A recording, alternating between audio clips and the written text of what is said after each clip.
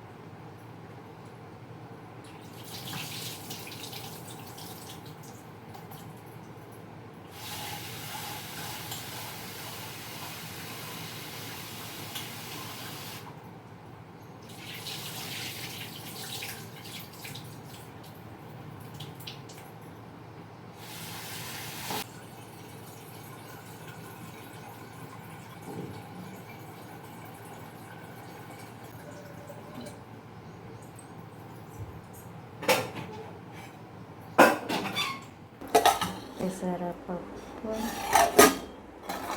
అన్నం, వేడి వేడిగా అన్నం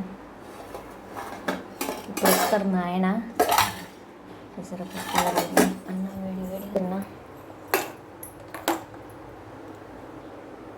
పాలు గరం పెట్టి భక్షాలు చేసిన, పప్పు వేసి ఒక 4 చేసిన భక్షాలు మీకు చూపిస్తున్నాను. నూనె వేయను, నూనె నేను వట్టిగానే చేస్తాను. ఎందుకంటే మా ఆయనకు నూనె ఎక్కువ యూజ్ చేయరాదు. పాపడలో నూనె, పాపడ వేస్తాం, మళ్ళీ దీంట్లో నూనె ఎందుకని ఇది వట్టిగానే కాలుస్తాను.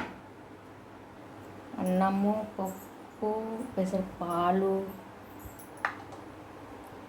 నెయ్యి,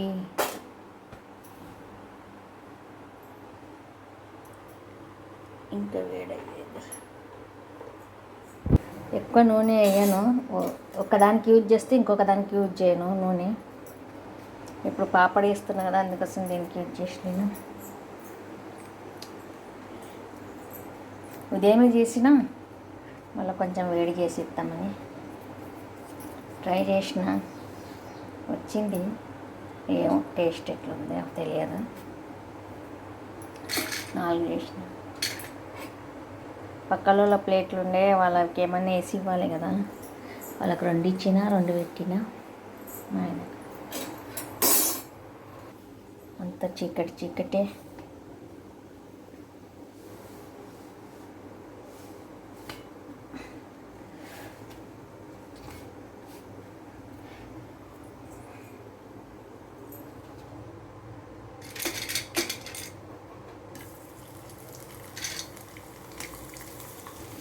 టిష్యూ పేపర్ పెట్టి వేస్తాను, ఎందుకంటే నూనె టిష్యూ పేపర్ తీసుకుంటుంది కదా, పీల్చుకుంటుంది నూనె, అందుకోసం.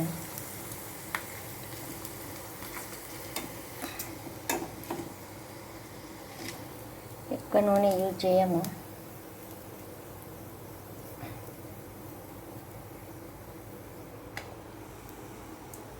ఇది రెడీమేడ్ తెచ్చిన సెండిగము.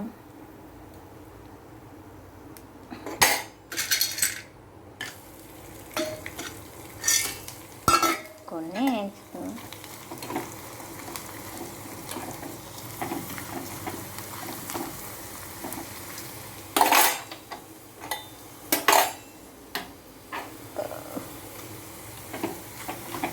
రెడీ అయినాక చూపిస్తాను మీకు.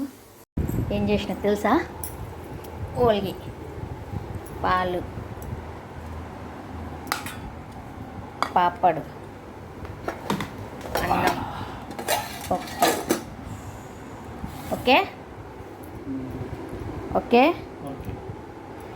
ఖుష్. ఓల్గి రావు అంటావు, ఖుషా? అన్నీ నేర్చుకున్నా చూడు. ఏదైనా పని ట్రై చేయాలి, అది మంచిగా అన్నారని చెడిపోని, కానీ ట్రై చేస్తూ ఉంటే తర్వాత అది వస్తుంది, నేర్చుకుంటాము. ఫస్ట్ ట్రై చేయకుండానే రాదని రాదు నాకు అని అనరాదని చెప్తాడు. అందుకోసమే ట్రై చేయమంటాడు. వేస్ట్ అయినా పర్వాలేదు ట్రై చేయాలి అంటాడు. నెయ్యి కూడా ఉంది ట్రై కదా. చేసిన. నెయ్యి వద్దు కానీ సబ్స్క్రైబ్ చేయండి, లైక్ చేయండి, షేర్ చేయండి. నా వీడియో సబ్స్క్రైబ్ చేసిన వాళ్ళందరికీ ధన్యవాదములు అని తెలుపుతూ బాగుందా?